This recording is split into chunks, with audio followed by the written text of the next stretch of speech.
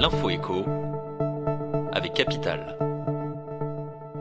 Le chiffre du jour, près de 220 €, c'est la différence de reste à charge mensuel de l'aide à domicile pour les personnes âgées dépendantes en fonction de leur département de résidence. La raison de cet écart de tarif, les règles de fonctionnement de l'allocation personnalisée d'autonomie. Cette aide est versée par les conseils départementaux aux personnes de plus de 60 ans qui ne peuvent plus assumer les tâches quotidiennes seules. D'après une étude réalisée par la Fédération française des services à la personne et de proximité, en 2020, le tarif le plus bas était de 13 € en Martinique, alors qu'il dépassait 22 € dans la Haute-Marne, une différence qui pèse donc sur le portefeuille des particuliers. Pour mettre fin à cette situation, plusieurs fédérations privées du secteur de l'aide à domicile demandent l'instauration d'un tarif national autour de 23 € de l'heure. Le coup de gueule sera-t-il poussé par les ménages les plus aisés ? C'est possible, car ces foyers qui n'ont pour certains pas ressenti financièrement les conséquences de la crise sanitaire pourraient être mis à contribution dans les prochaines années. C'est en tout cas ce que souhaite le syndicat CFDT qui travaille activement à l'élaboration d'une proposition de taxe exceptionnelle sur le patrimoine.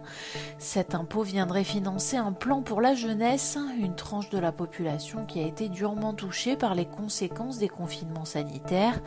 Selon le syndicat, la taxe envisagée ciblerait durant 2 années les ultra-riches, à savoir ceux qui possèdent au moins 600 000 € de patrimoine financier. L'idée, qui est encore en gestation, devrait à coup sûr susciter le débat lors de la prochaine campagne présidentielle. L'info pratique Capital, le 9 juin ce sera la fin du télétravail à 100%.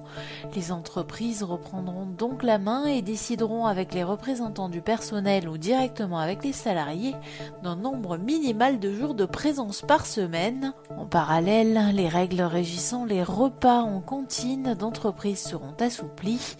Actuellement, chaque salarié déjeunant dans son restaurant d'entreprise doit être seul à table en laissant une place vide en face de soi et en respectant la règle des 2 mètres de distanciation entre chaque personne.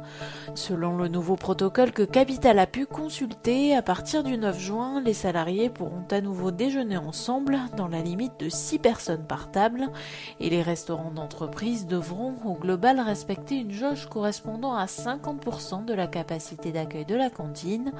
Plus d'infos sur notre site. Et on termine avec les dépenses de santé. En raison de la 3e vague et de la campagne de vaccination, un dérapage de plus de 9 milliards € devrait être enregistré en 2021, selon le comité d'alerte sur l'évolution des dépenses d'assurance maladie dans un avis publié mardi. Le budget de la Sécu pour 2021 était trop optimiste. Un total de 4,3 milliards avait pourtant été mis de côté pour les tests, les masques et les vaccins. Ces charges imprévues vont faire bondir les dépenses de santé à 235 milliards € en fin d'année, contre 219,5 milliards l'an dernier. C'était l'info écho avec Capital.